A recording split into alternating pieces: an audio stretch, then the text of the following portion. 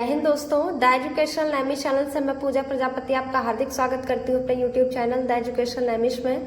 दोस्तों आज हम कार्बन सीरीज में आगे की तरफ बढ़ रहे हैं। तो साइंस का चैप्टर 3 तक हमने कंप्लीट कर लिया था। आप हमारी सीरीज में जाकर के देख सकते हैं, कार्बन सीरीज के नाम से बनी हुई है। तो दोस्तों आज हम इसमें चैप्टर 4 को डिस्कस करने वाले हैं, जिसका नाम है कार्बन तथा उसके यौगिक। तो कार्बन क्या है दोस्तों और उसके कौन कौन से यौगिक के बारे में हम इनमें डिटेल से पढ़ेंगे। सारे वीडियोस आपको मिलते रहेंगे इस चैप्टर के। तो आज हम सबसे पहले डिस्कस करेंगे कि कार्बन है क्या वास्तव में। तो जो दोस्तों कार्बन है, कार्बन एक हमारा जो है नॉन मेटल एलिमेंट में आता है, आपका एक अधातु है और यह एक लैटिन शब्द कार्बो से बना हुआ है। कार्बो का अर्थ क्या है दोस्तों, जिसका अर्थ होता है कोयला। ठीक है, कार्बन क्या है, कार्बन एक लैटिन शब्द कार्बो से मिलकर बना हुआ है, जिसका अर्थ होता है कोयला। और अगर इसके नेचर की बात करें तो यह नॉन मेटल है, यानी कि एक अधातु है। अब इसके दोस्तों परमाणु क्रमांक यानी एटॉमिक नंबर की बात करते हैं तो इसका जो एटॉमिक नंबर है दोस्तों कितना है, 6 है इसका, यानी कि 6 है। परमाणु भार की अगर बात करते हैं तो दोस्तों इसमें इसका कितना होता है, परमाणु भार 12 होता है। तो अगर इसमें दोस्तों इलेक्ट्रॉन, प्रोटॉन और न्यूट्रॉन की बात करते हैं तो दोस्तों इलेक्ट्रॉनों की संख्या 6 है, वही प्रोटॉनों की संख्या भी 6 है और इसमें न्यूट्रॉनों की संख्या भी दोस्तों आपकी 6 है, यानी कि इलेक्ट्रॉन, प्रोटॉन और न्यूट्रॉन बराबर संख्या में पाए जाते हैं इसमें। अगर इसके नेचर की बात करते हैं तो दोस्तों यह एक सर्वतोमुखी यानी कि वर्सटाइल नेचर का होता है और यह सभी जीव और उपयोग में आने वाली जितनी भी लिविंग चीजें हैं उनका सबके जीवन का आधार होता है। अगर यही हम बात करते हैं कि अर्थ की जो हमारी क्रस्ट है, यानी कि अर्थ की जो पपड़ी है ऊपर वाली, उस पर यह कितनी मात्रा में पाया जाता है, तो यह दोस्तों 0.02% कार्बन उपस्थित है। यही अगर वायुमंडल में बात करते हैं हमारे वायुमंडल में तो दोस्तों यह 0.03% किसके रूप में उपस्थित होता है, कार्बन डाइऑक्साइड के रूप में उपस्थित होता है। इसके अलावा जो भी आपके ईंधन होते हैं, लकड़ी है, केरोसिन है, कोयला है, एलपीजी है, सीएनजी है, इनमें सब में भी यह उपस्थित होता है, कार्बन का बना होता है। तो इसी तरह हम आगे दोस्तों पढ़ते रहेंगे कार्बन क्या है। अब हम कार्बन के अपर रूप को पढ़ने वाले हैं। तो कार्बन के अपर रूप दोस्तों क्या होते हैं, जिनको एलोट्रॉप्स ऑफ कार्बन कहा जाता है, कि जब कोई तत्व 2 या 2 से अधिक मुक्त रूपों में पाया जाता है, जिनके रासायनिक गुण यानी कि जो केमिकल प्रॉपर्टीज होती हैं वह तो समान होती हैं, परंतु भौतिक गुण यानी कि फिजिकल प्रॉपर्टीज डिफरेंट होती हैं, तो इन विभिन्न रूपों को उस तत्व के अपर रूप कहा जाता है। कार्बन के मेन आपके 3 अपर रूप हैं। एक है आपका हीरा, दूसरा है ग्रेफाइट और तीसरा है बकमिंस्टर फुलरीन। ये तीनों आपको आपके सिलेबस में पढ़ने हैं दोस्तों, क्लास 10th के साइंस में। तो अपर रूप क्या होता है दोस्तों, कि जब कोई तत्व 2 से या 2 से अधिक मुक्त रूपों में पाया जाता है, जिसकी केमिकल प्रॉपर्टीज तो सेम होती हैं। केमिकल प्रॉपर्टीज क्या होती है, सेम होती हैं, बट फिजिकल प्रॉपर्टीज डिफरेंट होती हैं, तो वह उस तत्व के अपर रूप कहे जाते हैं। तो आइए सबसे पहले बात करते हैं दोस्तों हम हीरा की। तो बात करते हैं दोस्तों हीरा की। तो हीरा का जो दोस्तों स्ट्रक्चर होता है वह आपका कैसा होता है, इसमें प्रत्येक कार्बन परमाणु, ये जो गोल गोल आपको दिख रहे हैं दोस्तों, ये क्या है, ये आपके कार्बन परमाणु हैं। कार्बन परमाणु जो होते हैं वह अन्य 4 कार्बन परमाणुओं से जुड़ा होता है। जैसे देखिए एक ये है आपका, ये 4 कार्बन परमाणुओं से जुड़ा होता है और प्रबल सह संयोजक आबंध द्वारा जुड़ा होता है। कौन सा इसमें बॉन्ड होता है दोस्तों, सह संयोजक आबंध। सहसंयोजक आबंध होता क्या है दोस्तों, इसमें क्या होता है कि जो कार्बन परमाणु होता है वह आपस में जो है इलेक्ट्रॉनों का साझा करता है, यानी कि ये इलेक्ट्रॉनों के साझा करने से बनता है, इलेक्ट्रॉनों के साझा द्वारा यह बंध बनता है। तो सहसंयोजक आबंध यानी कि जो इलेक्ट्रॉनों के साझे द्वारा बनता है। जैसे कि दोस्तों आप देख सकते हैं, जैसे N2 का फॉर्मेशन होता है, तो नाइट्रोजन का नंबर जो होता है आपका इलेक्ट्रॉनिक कन्फिग्रेशन से दोस्तों 2,5 बनता है। 2 नाइट्रोजन है तो दूसरे का भी 2,5 बनेगा। तो अगर इसके स्ट्रक्चर की बात करते हैं दोस्तों तो 2 और ये 2 4 1 5 और इधर N 2 2 4 और 1 5। तो इसमें दोस्तों क्या होता है, एक ये और एक ये, यानी कि ये जो 3 आपके इलेक्ट्रॉन रहेंगे ये इसके साथ भी रहेंगे और इसके जो 3 इलेक्ट्रॉन है ये आपके इसके साथ रहेंगे, यानी कि इसके पास भी 2 2 4 5 6 7 8 इलेक्ट्रॉन हो जाएंगे और दूसरे वाले नाइट्रोजन एटम के पास भी आपके 2 2 4 2 6 7 8 इसके पास भी 3 इलेक्ट्रॉन हो जाएंगे, यानी कि ये कैसा बंध बना रहा है, त्रिसंयोजी आबंध बना रहा है, त्रिसहसंयोजक आबंध बना रहा है। तो ये दोस्तों इलेक्ट्रॉनों के साझे द्वारा सहसंयोजक आबंध ऐसे कार्बन भी बनाता है। कार्बन की अगर संयोजकता की बात करें दोस्तों, तो कार्बन की जो संयोजकता होती है वह दोस्तों 4 होती है, यानी कि ये कैसा एलिमेंट होता है आपका, टेट्रावैलेंट होता है। क्या होता है, टेट्रावैलेंट एलिमेंट होता है, यानी कि इसकी संयोजकता 4 है, यानी कि कोई भी एक कार्बन परमाणु अपने से 4 अन्य परमाणुओं को जोड़ सकता है। तो ऐसे ही जो हीरा की संरचना है दोस्तों, एक कार्बन परमाणु अन्य 4 कार्बन परमाणुओं से जुड़ा होता है और इसी सहसंयोजक अबंध के कारण इसकी जो संरचना होती है वह ठोस जालक जैसी आपको दिखाई देती है। और इसको तोड़ने के लिए दोस्तों, अगर आपको इसको तोड़ना है इस आबंध को, तो आपको बहुत अधिक ऊर्जा की आवश्यकता होती है, इसीलिए इसका गलनांक जो होता है दोस्तों हीरे का वह भी काफ़ी उच्च होता है। अगर इसके गलनांक की बात करें हम तो काफ़ी उच्च होता है, यानी कि ज़्यादा होता है। अगर इसके कलर की दोस्तों हम बात करते हैं तो यह रंगहीन होता है, रंगहीन, क्रिस्टलीय, क्रिस्टलीय मतलब दानेदार संरचना, रंगहीन, क्रिस्टलीय और ठोस संरचना होती है। ठोस इतना ज़्यादा है दोस्तों कि यह संसार में सबसे अधिक, संसार की सबसे कठोर वस्तु की अगर बात करता है तो हम हीरा कहेंगे। संसार की सबसे कठोर वस्तु जो है वह क्या है दोस्तों, हीरा होता है, संसार की सबसे कठोर वस्तु है। यह विद्युत और ऊष्मा का दोस्तों कुचालक होता है। क्या होता है, विद्युत और ऊष्मा का कुचालक होता है, यानी कि ना तो ये गर्म हो सकता है, ना आप इसको पिघला सकते हैं और ना ही इसमें लाइट आप जो है कंडक्ट कर सकते हैं, यानी कि इलेक्ट्रिसिटी का कंडक्शन भी नहीं होता है।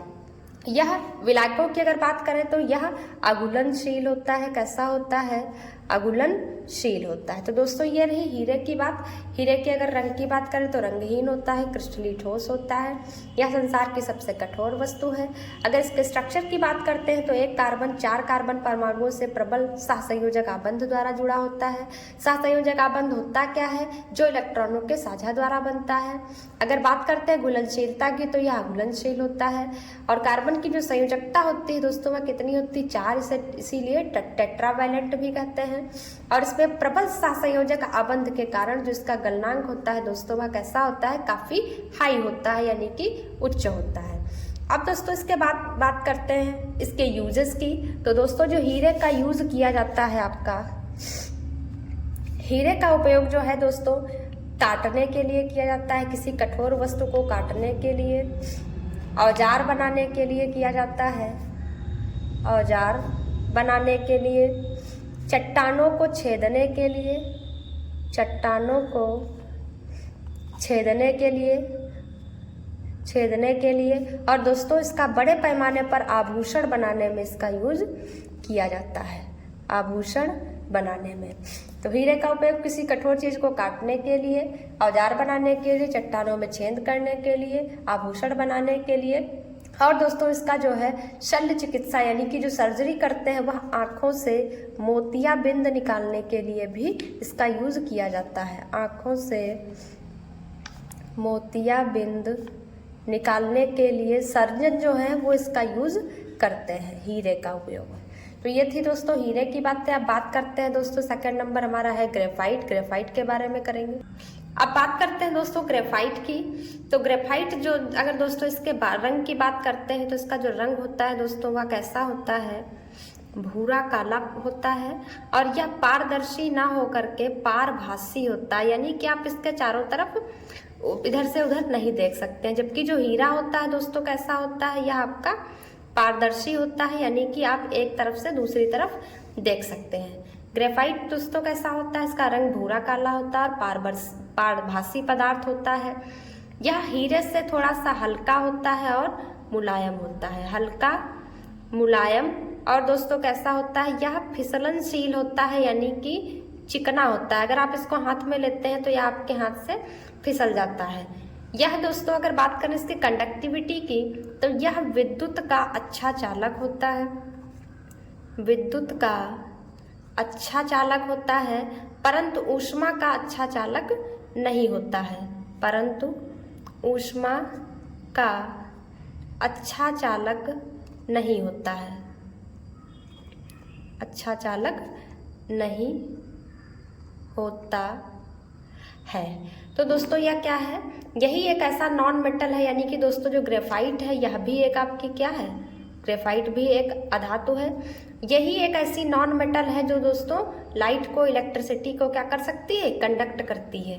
तो अगर कभी आपसे क्वेश्चन पूछता है ऐसी कौन सी अधातु है जो लाइट यानी इलेक्ट्रिसिटी या विद्युत का कंडक्शन करती है, तो दोस्तों आपका आंसर क्या हो जाएगा, ग्रेफाइट हो जाएगा। अगर इसके स्ट्रक्चर की बात करते हैं तो दोस्तों देख रहे हैं आप यहाँ पर जो ग्रेफाइट होता है इसमें कार्बन परमाणुओं की परत टाइप से है। एक ये लेयर हो गई आपकी, फिर इसके नीचे लेयर, फिर लेयर, फिर लेयर, फिर इसके नीचे लेयर, यानी कि यह कैसी संरचना होती है दोस्तों, इसमें कार्बन परमाणुओं की परतदार संरचना होती है, आपकी चद्दर जैसी संरचना होती है, परतदार संरचना होती है, जिसमें एक कार्बन परमाणु 3 अदर कार्बन से जुड़ा होता है। एक कार्बन परमाणु 3 अदर कार्बन से जुड़ता है और एक इसका जो इलेक्ट्रॉन रहता है, कार्बन का एक अणु रहता है, वह मुक्त रहता है। इसीलिए दोस्तों इसमें जो है इलेक्ट्रिसिटी कंडक्ट हो पाती है। और यह संरचना कैसी बनाता है दोस्तों, आप देख रहे हैं षटकोणीय संरचना बनाता है। कैसी संरचना बनाएगा दोस्तों, षटकोणीय संरचना। देखिए 1 2 3 4 5 6, 1 2 3 4 5 6, सारी चैन जो है आपकी वह षटकोणीय संरचना की बनी होती है और एक दूसरे के ऊपर परतदार संरचना होती है। और ये भी दोस्तों किस आबंध द्वारा जुड़े होते हैं या बॉन्ड द्वारा, तो वह आपके सहसंयोजी आबंध जैसे इसमें था, तो इसमें भी कार्बन जो है सहसंयोजक बंध द्वारा ही जुड़ा होता है, सहसंयोजक आबंध द्वारा ही जुड़े होते हैं दोस्तों। और इसकी जो लेयर है एक दूसरे से वह वांडर वाल्स बल के द्वारा जुड़ी होती हैं। जो चद्दर है या परत है यह आपकी वांडर वाल्स बल के द्वारा जुड़ी होती है, बल के द्वारा परत जुड़ी होती है। तभी दोस्तों ये वांडरवाल बल एक आपका दुर्बल बल होता है, इसके द्वारा जुड़ी होती हैं। इसीलिए दोस्तों ग्रेफाइट छूने पर फिसलता है और ये परत जो है एक दूसरे के ऊपर फिसल जाती है।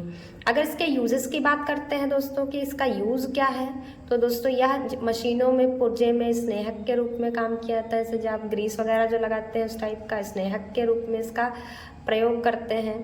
पेंसिल की जो आपकी नोक होती है जो अंदर से काला रंग का निकलता है, पेंसिल के लिए लेड के रूप में इसका यूज़ किया जाता है। पेंसिल के लिए लेड के रूप में आप ग्रेफाइट का यूज़ करते हैं। और दोस्तों यह जो है जब आप लेड के रूप में प्रयोग करते हैं इसका, और यह कागज़ पर काला चिन्ह भी बनाता है, इसीलिए इसको काला लेड भी कहा जाता है, काला लेड भी कहा जाता है। मशीनों के पुर्जों के स्नेहक के रूप में इसका यूज इसलिए किया जाता है दोस्तों क्योंकि यह मशीन को थोड़ा आसान बनाता है चलने में, इसीलिए इसका यूज जो है स्नेहक के रूप में किया जाता है। अब इसके बाद दोस्तों हम बकमिंस्टर फुलरीन को देखेंगे। बकमिंस्टर फुलरीन क्या है, कैसे क्या हुआ इसका, कैसे खोज हुई इसकी, आइए देखते हैं। अब दोस्तों बात करते हैं फुलरीन की। तो फुलरीन का पूरा नाम है दोस्तों वह क्या है, बकमिंस्टर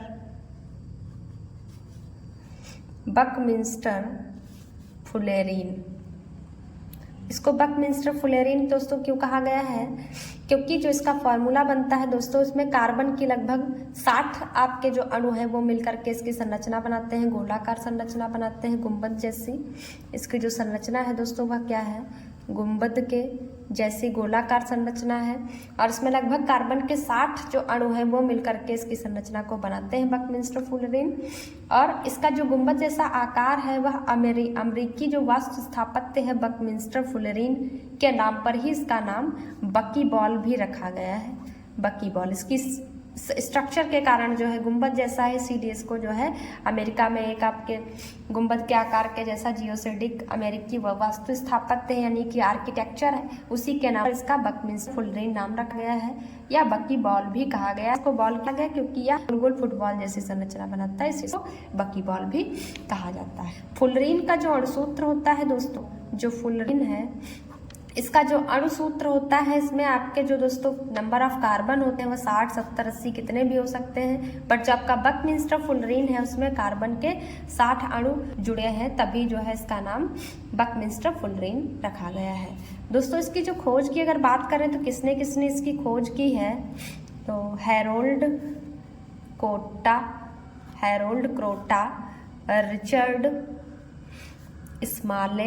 रिचर्ड स्माले तथा रॉबर्ट कर्ल ने की थी। किसने की है?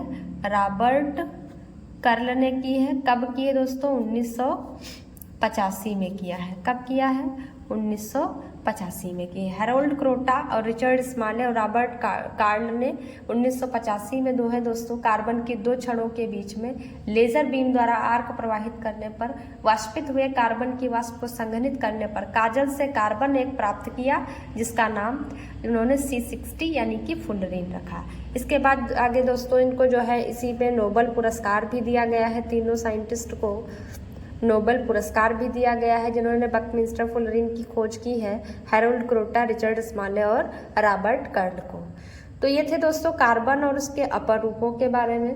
अब हम इसके आगे दोस्तों नेक्स्ट वीडियो में कार्बन का जो वर्सटाइल नेचर है, खुली श्रृंखला, विवृत श्रृंखला, बंद श्रृंखला, इसके बारे में डिस्कस करेंगे। तो आज के लिए दोस्तों बस इतना ही।